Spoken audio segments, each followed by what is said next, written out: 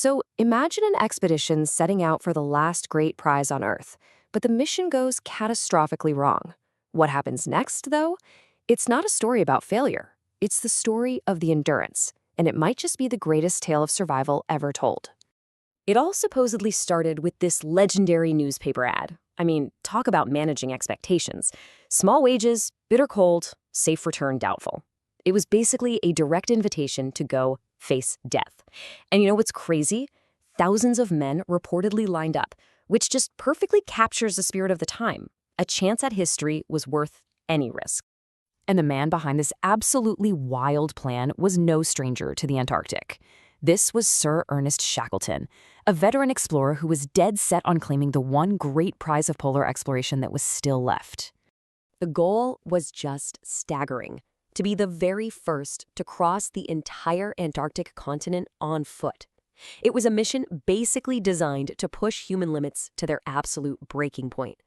And, pretty fittingly, Shackleton named his ship for the one quality he knew everyone would need to survive: endurance. This timeline really gives you a bird's-eye view of the 2-year ordeal they were about to face. What kicked off with a hopeful departure in 1914 would spiral into this desperate fight for survival, where pretty much every single part of the original plan would go horribly, horribly wrong. So just as they were getting close to their destination, the Antarctic Ocean decided to show its true, unforgiving power. And just like that, the entire expedition came to a sudden, grinding halt. And this is what's so agonizing about it.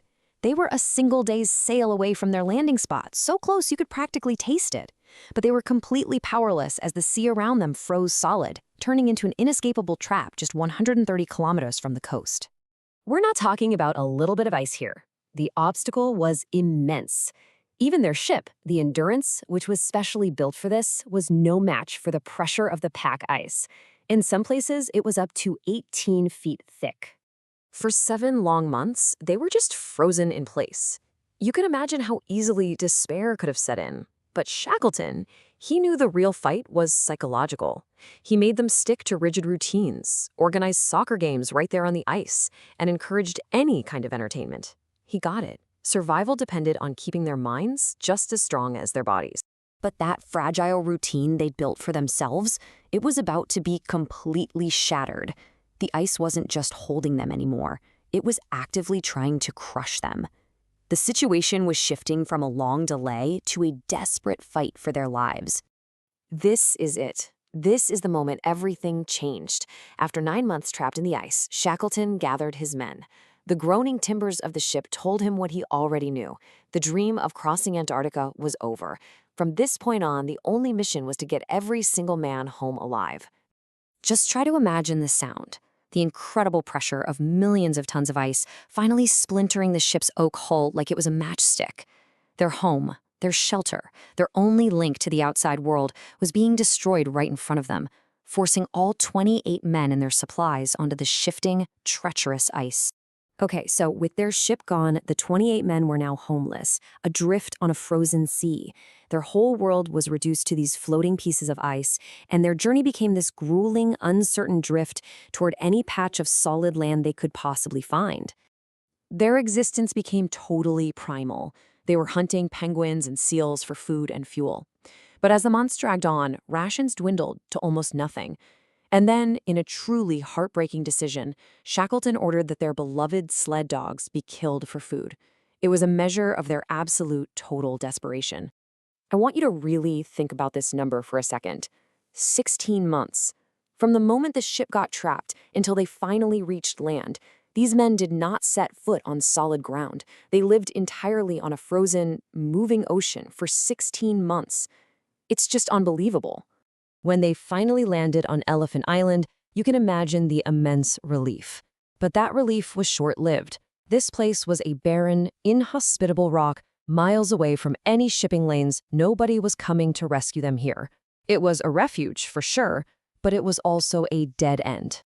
Shackleton knew their only hope was for a small party to go get help. And what followed was one of the most daring and, frankly, insane voyages in all of maritime history. The plan was a complete long shot.